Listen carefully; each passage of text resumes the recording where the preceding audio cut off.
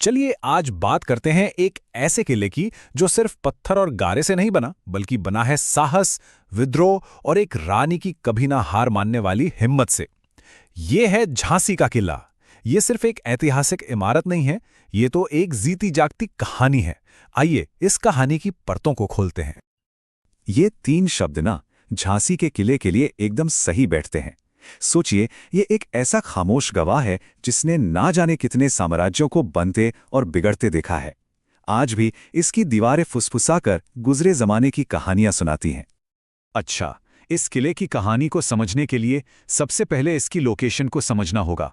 ये किला जहां बना है वही इसकी सबसे बड़ी ताकत है। ये सिर्फ एक बिल्डिंग नहीं, बल्कि पूरे इलाके पर अपनी धाक जमाने वाला एक प्रहरी है। देखिए, किले की ये लोकेशन कोई इत्तेफाक नहीं थी। इसे जानबूझकर एक ऊंची चट्टानी पहाड़ी पर बनाया गया था। क्यों? क्योंकि यहां से पूरे झांसी शहर और दूर दूर तक फैले मैदानों पर नजर रखी जा सकती थी। मतलब दुश्मन को मीलों दूर से ही देखा जा सकता था। यही वो खूबी थी जो इसे एक अजयगढ़ बनाती थी। जरा सोचकर देखिए, जब सूरज ढल रहा हो या उग रहा हो और आसमान में केसरी रंग फैला हो, उस वक्त इस किले का साया कैसा दिखता होगा। ये नज़ारा सिर्फ सुंदर नहीं है, ये उन दीवारों में छिपी ताकत और इतिहास का एहसास भी कराता है। पर बात सिर्फ सही जगह पर होने की नहीं थी। इस किले की असली ताकत तो इसके डिजाइन में छिपी है, जिसे खास तौर पर लड़ाई के लिए ही तैयार किया गया था। यहाँ का एक एक पत्थर, एक एक दीवार सिर्फ और सिर्फ रक्षा के लिए लगाई गई थी। तो देखिए, इसकी कहानी शुरू होती है 1613 में। इसे बनवाया था बुंदेला राजपूत राजा बीर सिंह देव ने, और उन्होंने मजबूत ग्रेनाइट और बलुआ पत्थर का इस्तेमाल किया ताकि ये वक्त की मार झेल सके। पर जो बात इसे और भी खास बनाती है वो है बुंदेला और मराठा स्टाइल का मिला जुला आर्किटेक्चर। ये दिखाता है कि कैसे वक्त के साथ इस पर अलग अलग ताकतों का राज रहा। तो आखिर क्या था जो इस किले को इतना मजबूत बनाता था? सोचिए, मोटी मोटी ग्रेनाइट की दीवारें, ऊंचे ऊंचे वॉच टावर और दीवारों में बनी वो छोटी छोटी जगहें जहां से तीरंदाज दुश्मनों पर हमला कर सकते थे। और मान लीजिए कोई दुश्मन अंदर आ भी गया तो उसे फंसाने के लिए ऐसे घुमावदार रास्ते बनाए गए थे कि वो बस उलझ कर रह जाए। आपने देखा होगा किले की दीवारों से बाहर की तरफ निकले हुए गोल या चौकोर टावर, इन्हें बुर्ज कहते हैं। ये सिर्फ डिजाइन के लिए नहीं थे। इनका कमाल ये था कि सिपाही इनके अंदर छिपकर कई दिशाओं में एक साथ दुश्मन पर हमला कर सकते थे। वाकई उस जमाने की मिलिट्री इंजीनियरिंग का एक शानदार नमूना है ये। चलिए अब चलते हैं किले के इतिहास के सबसे अहम और सबसे नाटकीय मोड़ पर। ये वो दौर था जब ये पत्थर का किला सिर्फ एक किला नहीं रहा, बल्कि भारत की आजादी की लड़ाई का धड़कता हुआ दिल बन गया। ये साल 1857। भारतीय इतिहास में ये सिर्फ एक नंबर नहीं है, ये एक चिंगारी है, एक विद्रोह है। और इस विद्रोह की सबसे बड़ी मशाल जली थी झांसी के किले में, जहां से एक रानी ने दुनिया के सबसे बड़े साम्राज्य को ललकारा था। ये दो ताकतों की नहीं, बल्कि दो इच्छा शक्तियों की लड़ाई थी। एक तरफ थी झांसी की रानी लक्ष्मीबाई, जो अपनी धरती और अपनी आजादी के लिए लड़ रही थी, और दूसरी तरफ थी ब्रिटिश ईस्ट इंडिया कंपनी, जो किसी भी कीमत पर इस बगावत को कुचल देना चाहती थी।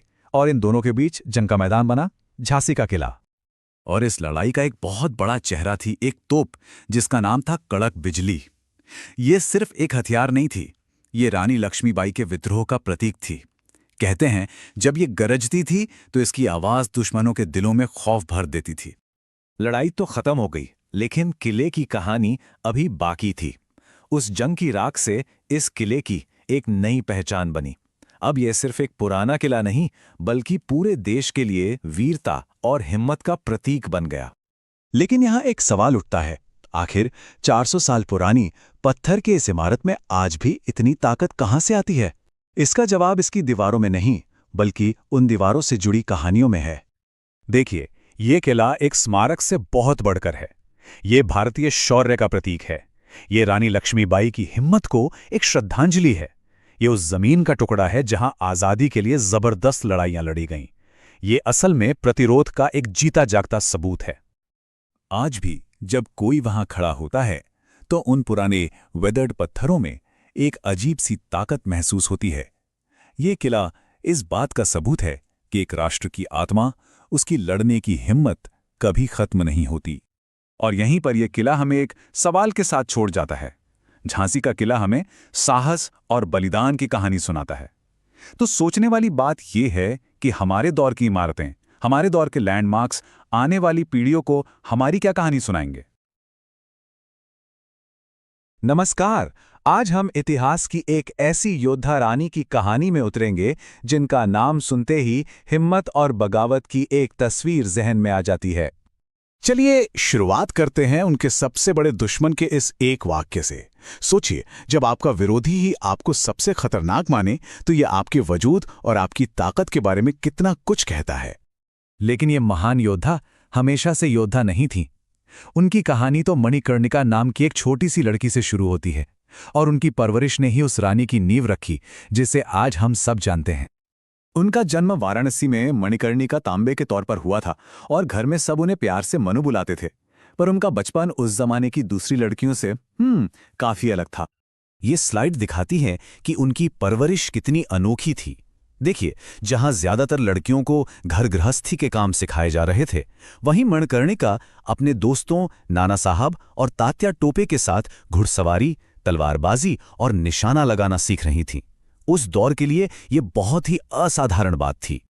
फिर 1842 में उनकी शादी झांसी के महाराजा गंगाधर राव से हुई और यहीं से मणिकर्णिका को वो नाम मिला जिससे इतिहास उन्हें हमेशा के लिए याद रखने वाला था, रानी लक्ष्मीबाई।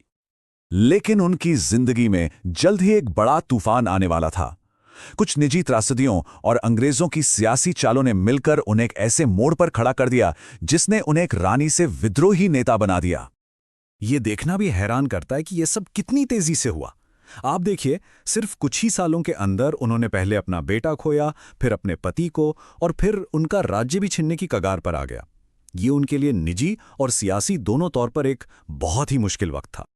तो अंग्रेजों ने झांसी पर कब्जा करने के लिए इस्तेमाल किया डॉक्ट्राइन ऑफ लैप्स का। अब ये था क्या? असल में ये एक सीधी सी चाल थी। महाराजा के निधन से पहले उन्होंने दामोदर राव को गोद लिया था, लेकिन अंग्रेजों ने उसे कानूनी वारिस मानने से ही इनकार कर दिया। बस उन्हें तो राज्य हड़पने का एक बहाना चाहिए था।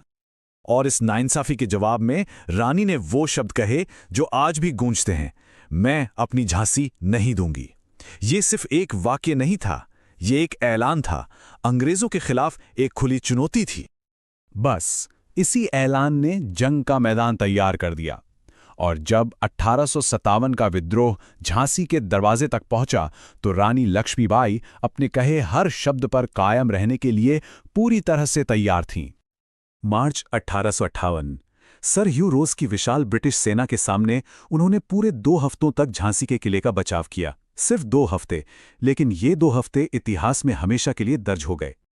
और वो सिर्फ आदेश देने वाली रानी नहीं थी, उन्होंने खुद शहर की सुरक्षा का जिम्मा संभाला, अपनी सेना का नेतृत्व किया जिसमें मर्द और औरतें दोनों शामिल थे, और वो खुद लड़ाई में सबसे आगे रहती थी।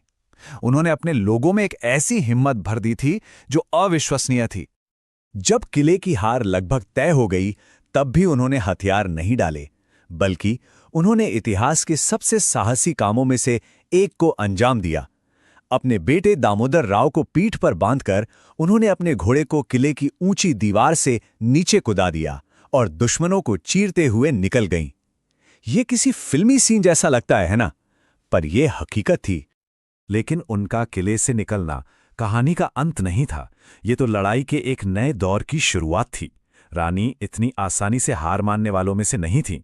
झांसी से निकलकर उन्होंने फौरन तात्या टोपे जैसे विद्रोही नेताओं के साथ मिलकर ग्वालियर के मजबूत किले पर कब्जा कर लिया। ये एक बहुत बड़ी रणनीतिक जीत थी और इसने ये साबित कर दिया कि रानी लक्ष्मीबाई अब भी एक बहुत बड़ी ताकत हैं। और जब अंग्रेजों ने ग्वालियर पर जवाबी हमला किया तो रानी ने एक सैनिक का लिबास पहना और अपनी घुड़सवार सेना के हमले का नेतृत्व करते हुए सीधे जंग के बीच कूद पड़ी। और यहीं ग्वालियर के पास 18 जून 1858 को लड़ते लड़ते वो बुरी तरह से घायल हो गईं। उन्होंने एक वीरांगना की तरह अपनी जान दी, पर जीते जी अंग्रेजों के हाथ नहीं आई। उनका जीवन तो यहां समाप्त हो गया, लेकिन उनकी कहानी, उनकी किंवदंती की तो बस शुरुआत हुई थी। तो आखिर क्या बात है कि उनकी कहानी आज भी हमें इतनी प्रेरणा देती है? उनकी विरासत बहुत बड़ी है। वो गुलामी के खिलाफ प्रतिरोध का, एक निडर नेतृत्व का और भारतीय राष्ट्रवाद का एक बहुत शक्तिशाली प्रतीक बन गई। उनकी कहानी आज भी पीढ़ियों को हिम्मत देती है। चलिए आखिर में उसी शख्स पर लौटते हैं जहां से हमने बात शुरू की थी। उनके दुश्मन सर ह्यू रोज। उन्होंने रानी को उनकी बहादुरी, चतुराई और लगन के लिए असाधारण बताया। जब आपका दुश्मन भी आपकी ऐसी तारीफ करे तो ये आपकी महानता का शायद सबसे बड़ा सबूत होता है। और ये हमें इस सवाल पर लाके छोड़ता है कि आखिर किसी भी ऐतिहासिक हस्ती में ऐसी क्या खास बात होती है जो उन्हें हिम्मत और साहस का एक अमर प्रतीक बना देती है। शायद रानी लक्ष्मीबाई के मामले में वो उनका अटूट जज्बा था, हर मुश्किल के सामने खड़े रहने का और कभी हार न मानने का।